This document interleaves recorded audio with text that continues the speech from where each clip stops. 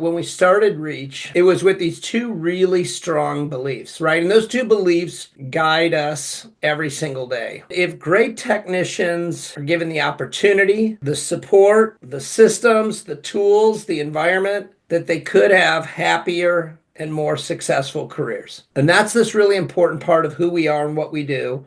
We want our guys to be happy and we want our guys to be successful. It drives us every day. And the second really strong belief was that if we built a company that was completely focused on service, that we could make service truly incredible and that we could eliminate stress related to equipment for our clients. Those two guiding beliefs help us. They help us with everything we can do possible to help our guys be happy and successful, and everything we can do to help give amazing service to our clients. Why did you choose to be part of the Reach team?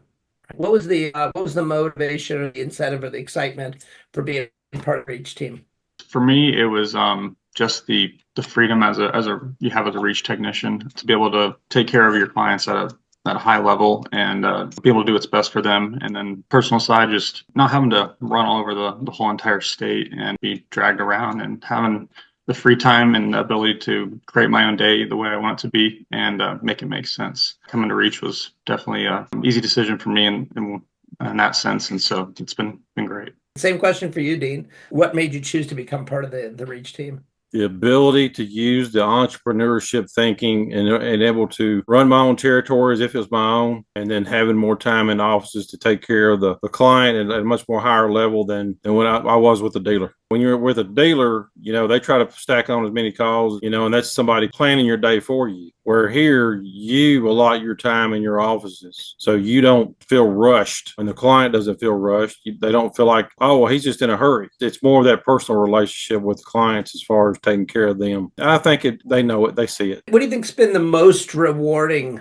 part of being a Reach technician? Blake, would you kick us off there? It's been a lot of personal growth, my confidence of knowing capable of like what I'm able to do as far as building territory, all the people I've got to meet as far as presidents of companies and have those conversations. As a technician, I've learned a lot being here as well. Our chat with all the guys and just being able to bounce ideas off of each other, it's been great. So. How about for yourself, Dean? What's been the most rewarding part of being a Reach technician? There's so many. It goes back to that, being able to run your own schedule on the daily. And, when you have doctor's appointments, you just schedule it yourself. You don't have to tell anybody you're going. You schedule it. I mean, you're scheduling your daily. A part of it is the bar is unreachable, as far as, the work. Like Blake said, building the confidence, and the more confidence you build and the more work you get. And I think it's rewarding.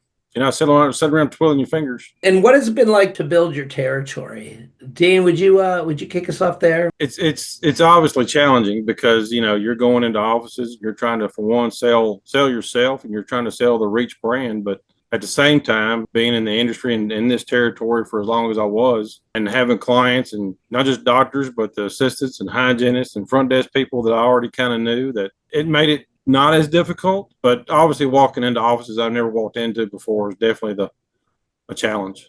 Well, Dean, you've had a lot of success, right, in building your territory over the last year. Yes. If you had to pick like one thing that's been most helpful, what would you attribute that to for the success you've had? Marketing materials. Without the marketing materials, it would be a lot more difficult. Could you just kind of build on that a little bit? I mean, there's so many pieces to the marketing materials that you walk in with something different every time. The more you walk in with something different and cool, clients kind of like, hey, that's awesome. That's nice. And then they're like, well, let me introduce you to somebody. And it could be the doctor. It could be the office manager who's making the decisions as far as using Reach. So there's been pretty strong receptivity to you coming in and folks wanting to talk to you. They did, especially when I first started my territory. Yes. How about for yourself, Blake? What's it been like building your territory? It's been great being able to go into these offices and giving them a fresh light of what there is out there for service, and seeing them kind of light up and not having to realize that they're stuck with using a dealer, overcharging them for service. Them knowing that I'll be their technician every single time, giving them a light and hope that there's a lot better service out there than what they're used to and what they've been getting. Being able to be the guy.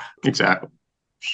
Could you build on that a little bit, Dean? Be the guy. What does that mean to you, and what do you think that's meant to your clients? Well, for one, coming from a dealer, I had offices that would always request me. And then I would always have to tell them, well, you can, but there's no guarantee you get me. When I first started building my territory, I said, well, how about all those years y'all wanted to request me? You no longer have to. Here at Reach, I am your guy. Blake, would you like to add anything to that? Yeah, being able to just be their guy and then not having to never know who may come in the door the next time. Much easier not having to follow up on somebody with something they've done and you're going back behind somebody and fixing their stuff or whatever. So you already know what you're walking into. And being the guy, you get to know the office really well. Always being the one in there. Well, if you're ordering the parts, you're putting your parts on. You're not putting on somebody else's parts. Yeah. When we started the company and we were talking with dentists about what they most wanted, that was the number one thing. That was the thing that kept coming up over and over and over again. They said, we just want our guy. And so when we built this, we built it so that the technician would be the dedicated technician. That for Blake and for Dean, they have got a territory that's defined by zip codes. Any of the clients that are in that zip code are their clients, and they get to take care of them all the time. And so I really love what Blake and Dean are talking about, how they get to know that office inside and out. They get to know the equipment inside and out, and the office gets to know their technician. And there's a real high level of trust and relationship there. And so it's great for the office, but it's also great for the technician as well. How do you collaborate with your support team to help build your success? So what does that look like? Collaborating with Ann, collaborating with DJ, with myself. What does it look like to work with that support team? Blake, would you kick us off there? Yeah. There's basically an endless amount of tools and resources to be able to get any help you need on building your territory or just anything as far as ordering parts, finding parts, whatever it is. As far as DJ to marketing, the marketing side is getting your LinkedIn account set up, ready to go. Greg on the coaching of helping you build your territory, and with the helps of, she does everything, but in all aspects. But she ordering parts and all that great stuff. So yeah, and then Greg's coaching is phenomenal. So it's definitely helped my confidence and knowing that I can go out there and do what I need to do to build a successful territory. Between the coaching, with you one-on-one, and then her coaching, and then DJ and his coaching with social media, and getting the word out about Reach and what it is that we do and what we're about. And part of it too, coming here, you as a new technician, you feel like you're going to be out there all alone, your own territory. You're not alone. You actually have the support and the backbone of everybody here at Reach. And when I say everybody, not just Greg, Tina, DJ, and it's all the technicians. We have a group text that everybody puts on something out there every day that they may run into that, hey guys, y'all ever seen anything like this? Well, somebody out there probably has. Even though we don't have the support like locally right here, technicians, we do have a wide variety of realm of technicians that around the United States that have probably seen something that we probably haven't. We have a handful of territories that do have multiple guys. For some guys, they may be starting in a situation from scratch, kind of like you did, Blake. For Dean, you were coming into a place that you had two neighboring technicians that were in adjacent territories. And so just a quick moment to talk about that relationship you have with the two other guys in Tennessee and the value of that connection and the value of that and how the camaraderie that exists. I'm the cream in the Oreo cookie. I'm sandwiched between two Brandons here in Tennessee. So those guys were already here at Reach before I got here. But the good thing is that I already knew those guys from the dealers. I had a great relationship with them at the dealer. Got a really great relationship with them here. We got our own little group text between the three of us. And if one of us is going to be out or out sick or got an urgent call and we need somebody to help, in each other's territory, we can at times if our schedules allow. And it's a great thing to have. Those guys are maybe an hour away from me. Great. But we're there to support each other. Don't feel like you're going to have marketing materials just thrown at you and say, here you go, hit the field. It's when you get the marketing materials, you're sitting down with Ann and Greg and DJ, and they kind of explain it all to you, how to use the marketing materials, when to use them, how to use them. It's not just here's the materials and go hit it. There's a process. The bio card, if you want to talk about that a little bit, Blake, and then jump back to Dean and the value of that. It's not just another business card, but it's something that really goes in depth on what you guys do and kind of talk about clients' perception on that. Bio card, it's got a big old picture of her face on it, and has a breakdown of your history as a service technician, what trainings you've had, a little bit about you. And on the back of it, once you kind of get going a little bit, it has all your clients, about 30 or so clients that you have. It kind of gives a good reference to your clients clients. He's credible in this territory. And then another great marketing material piece is our checklist for maintenance. It has our videos tied to it, and it's people love it. So when you first get your bio cards, it starts out with on the back, because you won't have any clients, it starts out with the comparison between Reach and the dealer. Why it's easy to pick Reach over the dealer. For one, you're always their guy. And then number two is our service rates are lower than the dealer. Like Blake said, once you get going, then you get your client list on the back, and it just kind of shows, hey, you're actually for real. What's your main message to other technicians that are exploring the Reach opportunity? Obviously, we've got a number who are here today, but you certainly have a chance to talk to other technicians on LinkedIn or whatever the case might be. Kind of what's the main message that you would share with those technicians about the opportunity? It's opportunity. I mean, opportunity and capitalized. It's opportunity. If you love service and doing great work, this is the place to be. Like I said, if you're running your own schedule, you're allotting your time. You're allotting your time in your office. You're taking care of that client at the highest level you can possibly give them. it's all around great company. Everyone here is great to work for and work with. The compensation and the benefits of being a reach technician in that sense, it's been great for me, at least. And like Dean said, just being able to take care of customer at a high level, and get to build those relationships with your clients, and not really something I had the chance to do before necessarily, but yeah, and I definitely, like Dean said, it's definitely worth the opportunity to take. So. I've had opportunities to go actually have lunch with doctors who've been wanting to take me to lunch for years. Before we jump into this, another question we got in the chat that for anybody who might not be familiar with the way that we do service outreach, I think in brief to touch on that each guy has a geographic territory, so it's all based on a set of zip codes, and that allows everybody to be able to schedule the day, just like Dean was saying, and all service is requested through the technology that we've developed, Reach Connect. It's where our clients go to request service. So instead of it just being call after call that you have to respond to, it comes in, the guys can schedule it out. Okay, this one is urgent and I need to go there within the next hour. This one I can go to toward the end of my day, and this one I can go to tomorrow.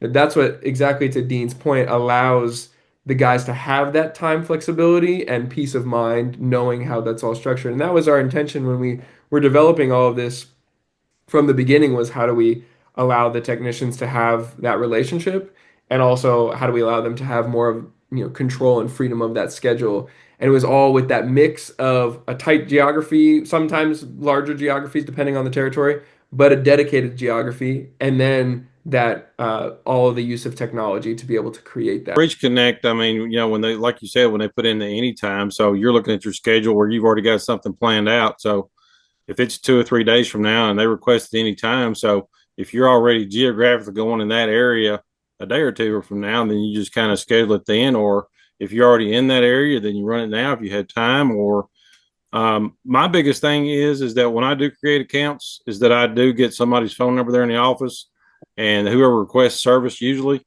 I try to contact them. Hey, I got you on my schedule at this time, or I can get there today, which is a kind of a nice communication feature. But the tool of what we have as far as the Reach Connect and then being able to request service, yes, it does allow you the flexibility to kind of put them on the schedule where you can best fit them into, and allows in your schedule. Great. Thanks, Dean. Blake, what would you like to add? Yeah, the Reach Connect, for as far as scheduling service for an office, it makes it super simple for them. They don't have to go through a bunch of avenues to get service. So they just go on Reach Connect, and super simple. Just put in what the issue is and hit send, and it comes directly to us, and we contact the office, set that up for them. And yeah, it's super simple for us as well. It comes directly to our phone notification, just kind of like a text message, and we fit that in our day or schedule with office as needed for them. And yeah, as far as being my territory, as far as I go is an hour north and an hour south. So it's pretty tight here. So I'm not driving all over the place, and I can generally get to any call same day that comes up or the next day. So offices I have to wait 2 weeks or whatever it may be. So. Great. Oh yeah, Thanks. I guess I didn't say much about the territory. Yeah, mine's a 60-mile radius, anywhere within an hour. Yeah. Yeah, very cool. I mean, and that's to me, that's an important part of this as well is how do you create those territories so that a guy can succeed? We're always looking at that. What does it look like for the number of clients that are relatively tight for a technician, so that you can minimize that drive time. Both it supports the technician's productivity, but it also helps prevent from kind of the burnout that can be associated with a ton and ton of driving. And so that was something important when we created this as well. And so any technician who is interested in exploring this more, that is part of the process that we go through. We say, where do you live? What's around you? Are there enough clients that are in the area, potential clients that are in the area that allow you to build a successful territory within an hour either way of which you would go. And so keeping that geography pretty tight is important. A lot of the guys do come with non-compete agreements. And my belief is that if a technician is really passionate about this, if this is something that they really want to do and they're the right fit for Reach, we're not going to let that stop them from having the success that they would like to have, right? That whether it's a 6 month or a 12 month, we'll help them build in their territory. And that 6 or 12 months will go fast. Dean, I can't believe your 12-month anniversary just came up. It seems like it went like that. But if this is important to somebody and they're the right fit, we won't let a non-compete stop them from succeeding. We will support them and coach them and help them all the way. And then next thing you know, 12 months is up and then they would have access to offices that they might know. And so we do run into that with a lot of guys.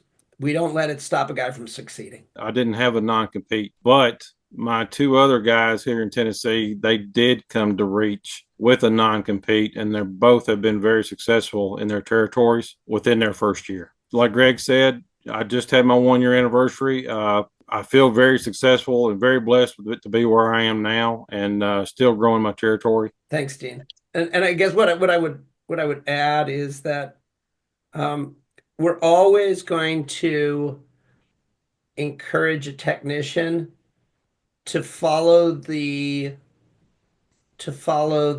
non-compete agreement that they have signed. Right? We're a company of integrity, and we never want to put a guy in a position where their integrity gets compromised or they put themselves in any kind of legal peril. And so we're just going to say, follow your non-compete, right? 12 months will go fast, and we'll do a lot of cool things in that 12 months. Next thing you know, you'll have your freedom, and then, like I said, you can scoop up the offices that you had relationships with it. So if it's the right guy, we're not going to prevent it from helping them succeed. My 12 months went by pretty quick. Yeah, it sure did. So one of the things that we do with every guy who is going through the exploration journey with us is we go into great detail. Both Blake and Dean referenced Ann earlier, and that's something that Ann does is that when we're in a conversation with a technician, we'll go into that in great detail to see exactly what that looks like if a technician performs at kind of a minimum expected level and then high performance. And we walk through all of that in great detail because we never want there to be any kind of mystery of how all these pieces play out. We walk through the base and we walk through the commission and the incentives and the vehicle allowance in that first year, and then the trip charge in the year after. So all of those details that go into how a technician gets paid at Reach, we walk through that. And a technician could say, okay, so this is what it would look like in year one. And this is what it would look like in year two. And this is what it could look like in year three. We kind of walk through each of those pieces. Ann's expression is no dark corners, right? That we always want guys to understand who are thinking about this, exactly how this is going to play out. And so just for all the guys who are part of the call, here today, know that if you choose to explore this and we get to that point where you're talking to Anne, she will go through that in great detail. And one of the things that we do that is also quite unique is we invite spouses to participate in that process as well. And most do. In fact, we highly encourage it. And the reason is that we know that a technician, if they have a spouse, is going to be making this decision usually along with their spouse.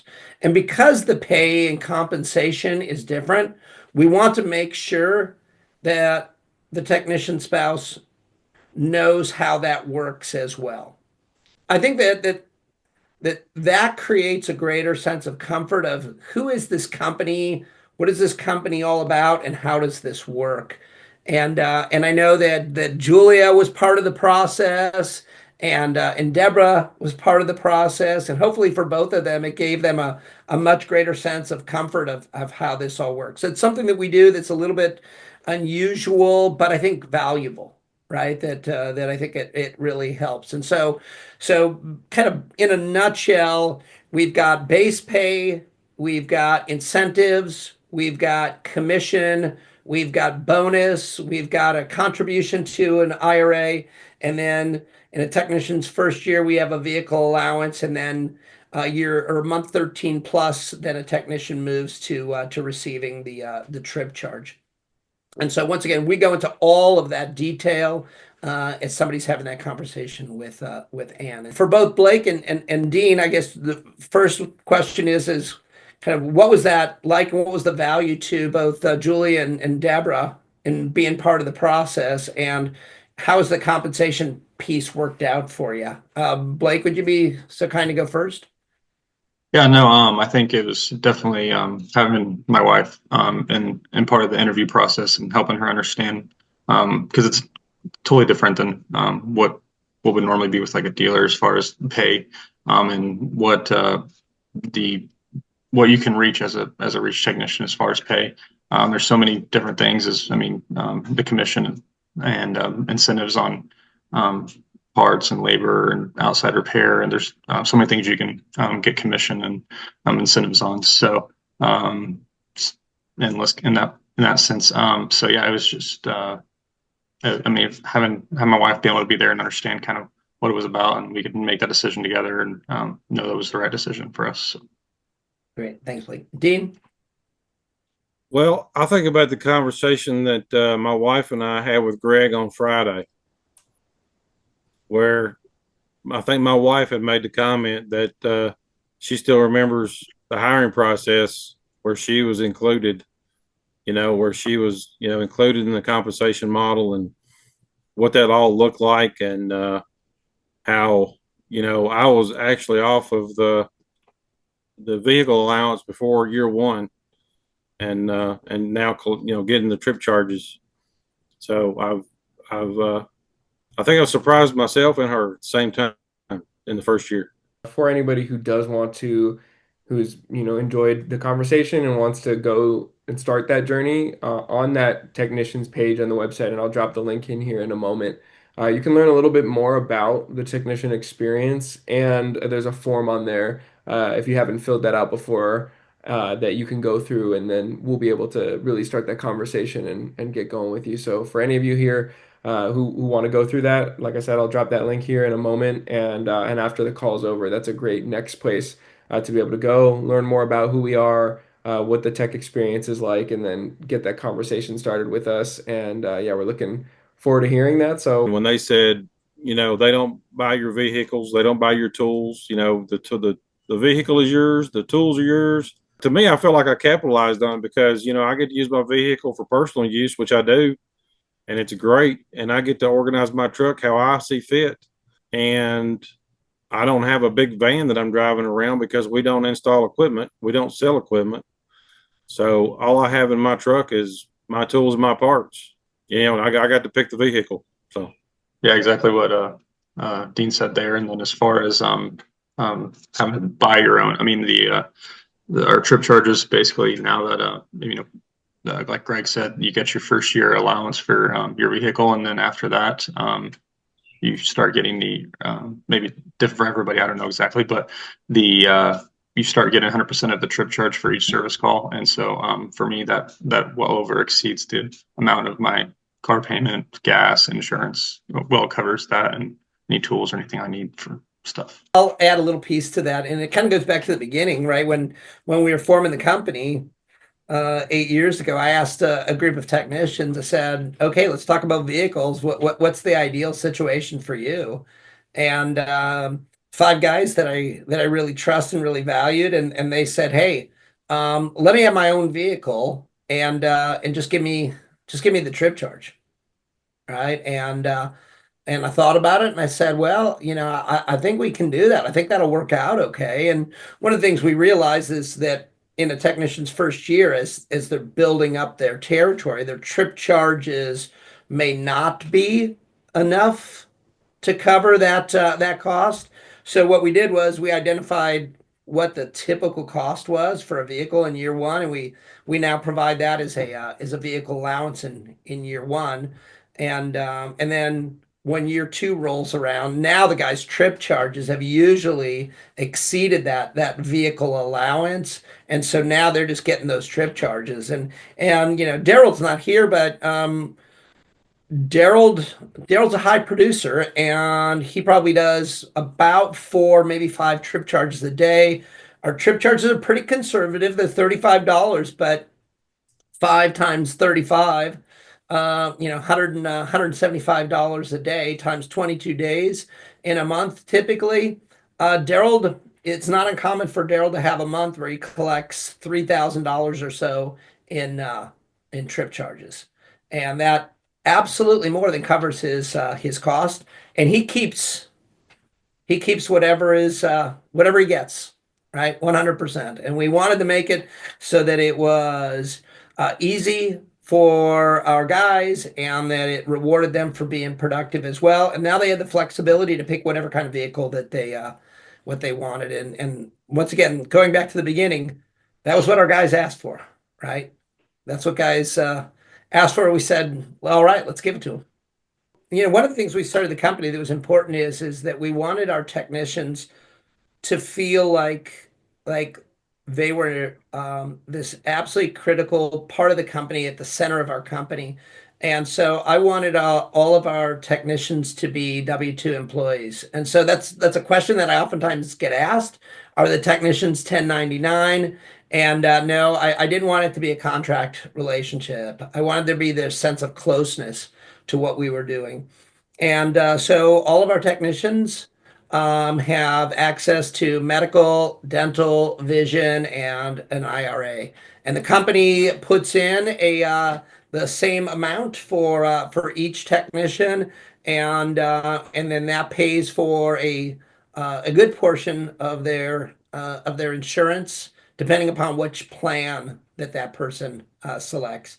And Anne walks through all the details of those medical benefits during the process. So it's pretty typical that a technician would say, okay, here's a situation for our family. What would this look like in our particular area? And Anne walks through all the details of that. Having those benefits was really important, and having that relationship with the technicians felt like they were part of the company and not an independent contractor was really critical. When it comes to the base pay is consistent for all the technicians. But to me, what's the best side of this is the upside opportunity that exists. And so for somebody who has more experience, who's got maybe more relationships, their ability to build their territory faster, the ability to be able to do service on more equipment, the goal would be that technician's production will get to a place fairly quickly where the commission part of it is a much more significant part than the base part. We set up the base really to serve as a safety net for the technicians, but that the great upside comes in the commission, and that the more productive that a technician is, the higher their pay is. All the way to a point where if a technician wants to get to the place where they don't want to have any base, right? Then I'm happy to have that conversation with the technician where they have no base and they have all commission. And some of our guys, once they get to that 3.5 to 4 labor hours per day, right, they start to explore that. And Daryl's a really good example of that. Daryl bills about 4.5 hours a day, approximately. And Daryl said, look, I've got enough consistency in what I'm doing every day. I want to be able to be straight on commission. I'm always going to look out for the guy. I'm going to make sure that it makes sense financially for them. But I also want to give them the highest upside potential. And for Daryl, producing at that level, really anybody producing at 4 hours or more, it does make sense for them to consider that. And I'm sure that Daryl would feel fine with us sharing that at the level that Daryl is producing, that Daryl makes about 155 to $160,000 a year. And hopefully there's some jaws that drop when they heard that. And the cool thing is that we wanted guys to be able to make that kind of money. Right now, Daryl works hard, right? Daryl absolutely works hard. He's got about 100 clients. He's got about roughly 65 to 70 of them that he takes care of with preventive maintenance, and he works hard. But he gets rewarded. He gets rewarded in the way that we wanted him to be rewarded, in the way that he wanted to be rewarded as well. And so once again, the base is consistent, but the base really serves as the safety net. The upside for a technician comes in the commissions that they can earn, and for a guy who gets to that really high level of production, mathematically, financially, it does make sense for them to be able to move to a place where they can really explore just moving to straight commission if they so wish. Well, I think it goes back to what I was saying earlier about, the, I don't know, the sky's the limit, but, you're compensated for all your hard work. The harder you go work, the more money you make. If you're sitting around twirling your fingers, you're not going to make any money. But if you're a go getter and you go get it, then you can make the money. Certainly. Yeah. Thanks, Dean. Thanks for sharing that. That's what we wanted to do. We wanted to be able to set up a system where the guys who are producing the most, the guys who are contributing the most, are the guys that get rewarded at the highest possible level without limit, right? That's a common question that I get along the process as well, is kind of what's the limit of what I can make? And the answer is I'm not quite sure yet. I don't know that we've quite found out what's possible. Daryl's got this wonderful, amazing family with young kids, and although Daryl starts his day usually at about 7 o'clock, Daryl does like to be home in the afternoon around 4:30. And I love the fact that Daryl has that level of that harmony or that balance in his life, and that's something that he chooses to do. And I really appreciate that about him. But there's somebody who might be come along and say, hey, look, if I can go and scoop up another job and it takes me out there till 6 o'clock, I'm going to do it. That's really that technician's choice, how they're going to do that. So each technician kind of gets to determine what that upper limit will be for them. And for each guy, they know that the more that they produce, the more they get rewarded. Ryan, first of all, he said, thanks for having me. Thanks for being here. Thank you for everybody for being in our roundtable today. And his question was, do we have outside trainings with manufacturers available to your techs? And if so, are any trips for training reimbursed? What does the training situation look like? Yeah, absolutely. We encourage our guys to go to the training for the manufacturers that's open. That is a decision that the technicians make. They understand areas that they want to be able to grow their knowledge, and so those manufacturers that do have that training, we absolutely encourage our guys to do that. For most of the manufacturers, they're going to pay for the hotel and the food and the ground transportation once they get there. For our guys, the flight going there, what we do is we split that cost between the technician and the company. And there's a philosophy behind that. You heard Dean say ownership thinking earlier. And to me, that's this really critical part of who we are and what we do. And I think that when a technician has some skin in the game, when they go to training, that training means a lot to them.